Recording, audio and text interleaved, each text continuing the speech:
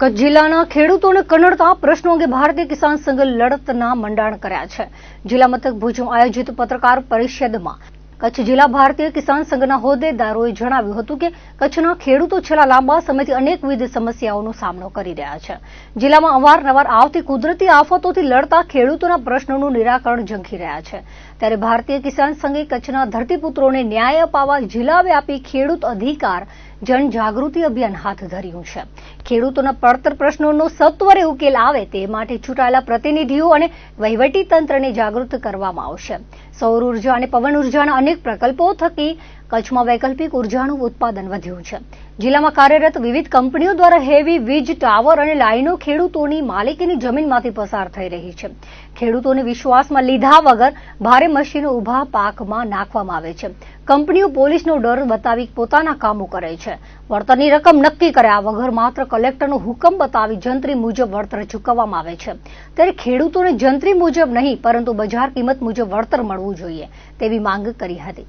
કચ્છને નર્મદાના વધારાના 1 મિલિયન એકર ફૂટ પાણીને 2006માં સૈદ્ધાંતિક મંજૂરી મળી છે, જે કામ હાલે ગોકળ ગતિએ ચાલી રહ્યું છે। કામમાં ગતિ લાવવામાં આવે અને 2 લિંક કેનાલોની સત્વરે વહીવટી મંજૂરી આપવામાં આવે તેવું ભારપૂર્વક જણાવ્યું હતું। સરકાર અને વીજ તંત્ર દ્વારા ખેતીવાડીના અમુક વીજ ફીડરોમાં સ્કાય યોજના અમલમાં મૂકવામાં આવી છે, જે નિષ્ફળ જતા ખેડૂતો માટે બોજારૂપ બની છે। ખેડૂત વિરોધી કંપનીને બેન્ડ કરી ખેડૂતોને થયેલ નુકસાની ભરપાઈ કરવા માંગ કરી હતી। આ ઉપરાંત પાછોતરા વરસાદના કારણે ખરીફ અને બાગાયતી પાકોની થયેલ નુકસાનીનું સર્વે કરી વળતર ચૂકવવા, રવિ પાક સિઝનમાં ખેડૂતોને પૂરતા પ્રમાણમાં રાસાયણિક ખાતર મળી રહે તે સુનિશ્ચિત કરવા, ખરીફ પાકને સંપૂર્ણ ટેકાના ભાવે ખરીદી કરવા સહિતના પ્રશ્નો અંગે લડત ચલાવવાનો નિર્ધાર વ્યક્ત કર્યો હતો। ખેડૂતોને વિવિધ પ્રશ્નો 8 થી 9 પ્રશ્નોની સતત સરકારમાં રજૂઆત થયા પછી સરકારને આપના માધ્યમથી અનેક વખત અમે લેખિત મૌખિક રજૂઆતો કર્યું પણ એનું નિરાકરણ ના આવ્યું, એટલે આપના માધ્યમથી સંપૂર્ણ પ્રજાને અને સરકાર સુધી અમારો અવાજ પહોંચે એના હેતુથી આજની પ્રેસ રાખવામાં આવી છે। શું પ્રશ્નો હતા એક પછી? મૂળ પ્રશ્ન અત્યારે કચ્છ જિલ્લાની અંદર વિવિધ કંપનીઓ દ્વારા હાઈ ટેન્શન વીજ કંપનીઓ લાઈનો નીકળી રહ્યું છે, ત્યારે ખેડૂતોને ક્યાંય પણ પૂછ્યા વગર, ક્યાંય પણ વિશ્વાસમાં લીધા વગર સીધું દમન કરવામાં આવે છે।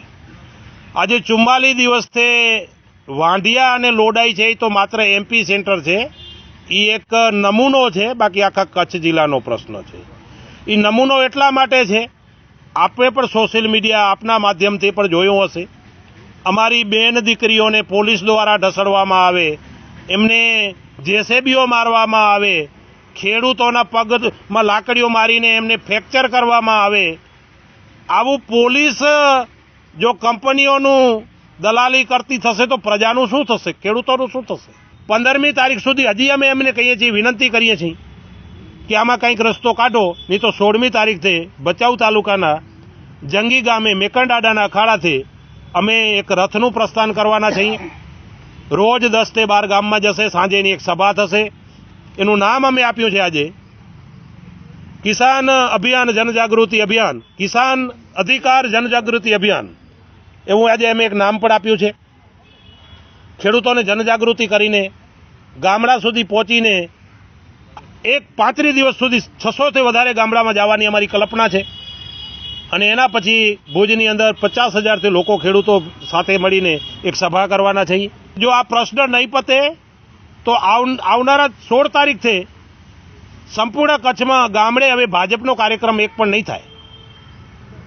જો અમારા પ્રશ્ન તમારે નથી સાંભળવાતા, અમારા મતથી તમે ત્યાં પહોંચ્યા છો, અમારી વાત ન સાંભળો, સાચી વાત છે કાં તમે કહી દો કે તમારી વાત ખોટી છે, નહીં સાંભળે તો એ પણ કાર્યક્રમોમાં પણ અમે અમારા ખેડૂતો જઈને ત્યાં એમનો વિરોધ કરશે, અમારી વાત મૂકશે, કાં તો અમારી વાત સાંભળો, નહીં તો તમારો કાર્યક્રમ બંધ રાખો।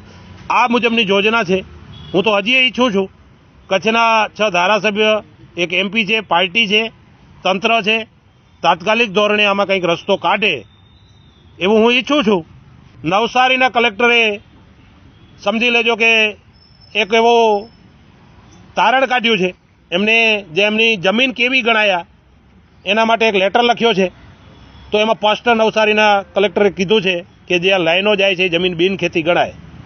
જો એ જમીનો બિનખેતી ગણાતી હોય તો બિનખેતીનો ભાવ શું ગણાય? તો ખેડૂતોનો ઇસ્યુ જ નથી. જો ગુજરાતમાં જ આવ્યું નવસારી, તો જો નવસારીનો કલેક્ટર આ કરી શકતા હોય તો કચ્છના કલેક્ટર શું કામ નહીં? એટલે કચ્છના કલેક્ટરને પણ આ કરવું જોઈએ અને ખેડૂતોની વારે આવવું જોઈએ.